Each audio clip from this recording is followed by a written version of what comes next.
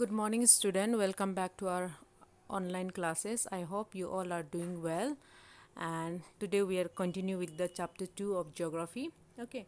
So far we learned from this chapter. हमने land as a resource हमने देखा, then soil के बारे में देखा, water के बारे में देखा, right? These three are how resource for us. Today we are going to see is that natural vegetation and wildlife. हम देखेंगे कि natural vegetation and wildlife भी हमारे लिए कैसा रिसोर्स है. ओके उससे पहले some important terms. The first one is vegetation.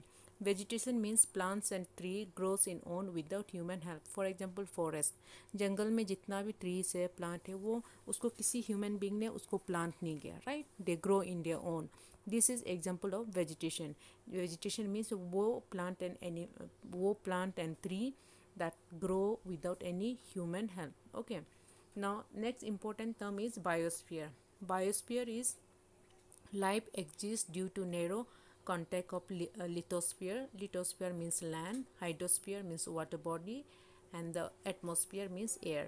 Okay, now in this earth, because of these three, earth, lithosphere, hydrosphere and atmosphere, because of these three the life is possible. That is known as a biosphere.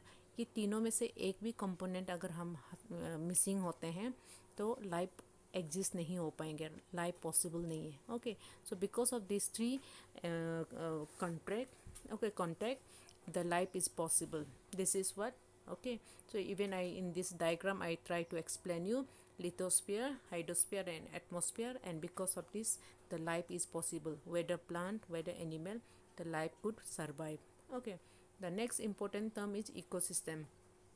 In this biosphere, यही biosphere जिसको अभी मैंने explain किया, यहाँ पे जो भी life है, वेदर प्लांट और animal, they are depend on each other. Okay, without the one the other will not able to survive. एक के बिना दूसरा सर्वाइव नहीं कर पाएंगे. that whole system is known as a ecosystem. You look at the diagram. In the diagram I saw that tree, right? This is tree, then how tree are getting CO2 from the animal, right? In return they are giving oxygen to the animal, and again even for the food they are depend on each other, right? So this is how this system in the biosphere, this the whole system of dependence on each other, एक जो है दूसरे को depend कर रहा है, इसको हम बोलते हैं ecosystem. Okay, now let's see vegetation as a resource. ये वेजिटेशन जो है हमारे लिए रिसोर्स कैसा है.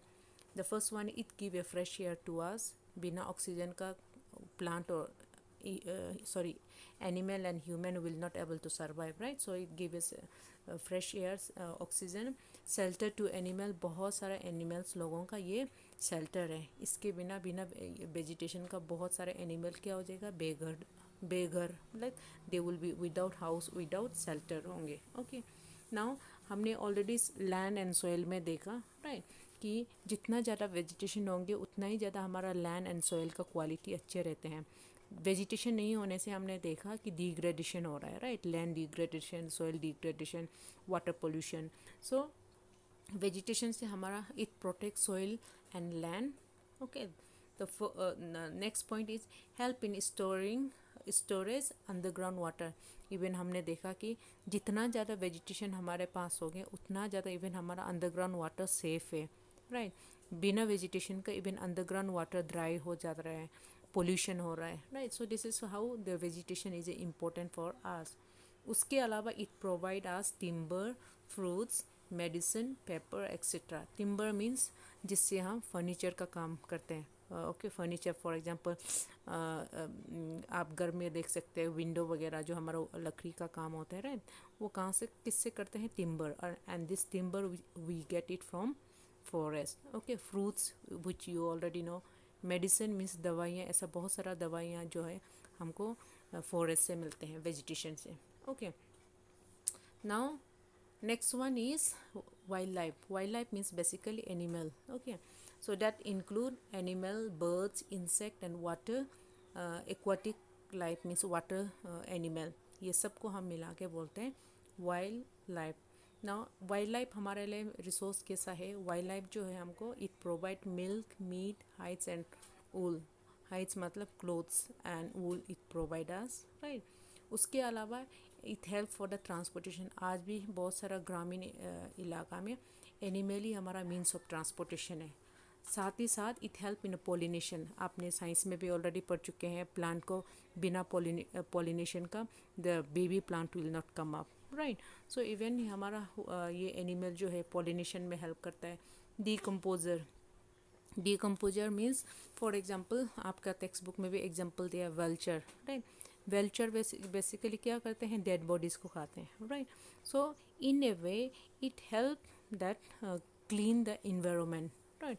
It clean the environment. So हम क्या देख रहे हैं कि इकोसिस्टम में वेदर प्लांट और एनिमल, वेदर इंसेक्ट और it's a big elephant, all are dependent on each other. कोई भी लाइफ इज़ नॉट यूजलेस, कोई भी यूजलेस नहीं है। कैसा, वो इन्वायरमेंट को क्लीन करके रख रहे हैं, इन्वायरमेंट को मेंटेन करके रख रहे हैं, इकोसिस्टम को। So all are playing a very important role. Okay, now types of natural vegetation. यही वेजिटेशन को हमने 3 कैटेगरीज में डिवाइड किया है। The first one is forest. Okay, forest it grow where temperature and rainfall are plentiful to the support a tree cover. Forest जो है वो vegetation है जहाँ पे टेम्परेचर और बारिश जो है अच्छे मात्रा में, मतलब अच्छा परसेंटेज में होना चाहिए। Okay, if you are not, if the area where the rainfall are less, if the where the temperature is not good enough, then that area, that place will be not good forest or good vegetation will be there. Okay, so forest के लिए, forest grow होने के लिए अच्छा temperature और अच्छा rainfall का receive करना बहुत ज़रूरी है। यही फॉरेस्ट को हमने 2 कैटेगरीज में डिवाइड किया, evergreen forest and deciduous forest. इसके अंदर भी और भी कैटेगरीज है, topical evergreen forest, right. So ये आपने ऑलरेडी क्लास 7 में पढ़ चुका है, बट जस्ट यू रिमेंबर कि एवरग्रीन एंड डेंसिडियस फॉरेस्ट में हम इसको डिवाइड करते हैं। The next one is grassland. The next type of natural vegetation is grassland. Grassland it grow in the region of moderate rain. मतलब ये जैसे कि हमको फॉरेस्ट के लिए हमको we need a good amount of rainfall, right. So grassland में क्या है, मॉडरेट मतलब बहुत ज़्यादा बारिश का ज़रूरत नहीं, पर तो बिल्कुल भी नहीं, ऐसा नहीं, मॉडरेट होना है। ओके, ना ज़्यादा और ना ही बहुत कम, ना ही बहुत ज़्यादा। सो मॉडरेट रेनफॉल रिसीव होना चाहिए, तभी जाके ये ग्रासलैंड अच्छे से ग्रो करेंगे। Okay, next one is shrub. Shrub और thorny shrub and are grow in the dry region. आप देख सकते हैं बेसिकली द ड्राई रीजन, जहाँ पे बारिश कम होते हैं, जहाँ पे बहुत ज़्यादा टेम्परेचर हाई होते हैं, यहाँ पे हम ऐसा कांटेदार, ट्रॉनी मतलब कांटेदार, राइट। तो इस टाइप का हमको श्रब देखने को मिलते हैं यहाँ। ये बेसिकली ड्राई एरिया में, ड्राई रीजन में ग्रो करते हैं ये vegetation. Okay, the last one is the tundra. Tundra vegetation में बेसिकली हम क्या पाए जाते हैं, मोसेस एंड लीचन। ये जो है basically small shrub found in the extreme cold places. बहुत ही ठंडा जगह जैसे टुंड्रा रीजन हो गया, पोलर रीजन में, राइट।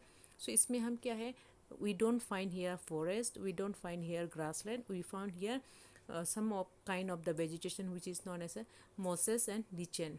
Okay, बहुत ही छोटा छोटा श्रब जो है हम पाए जाते हैं। I try to put in the image also. Okay, left side वाला, this is mosses, then the right one is lichen. Okay, so this is what the different kind of natural vegetation we found in our earth.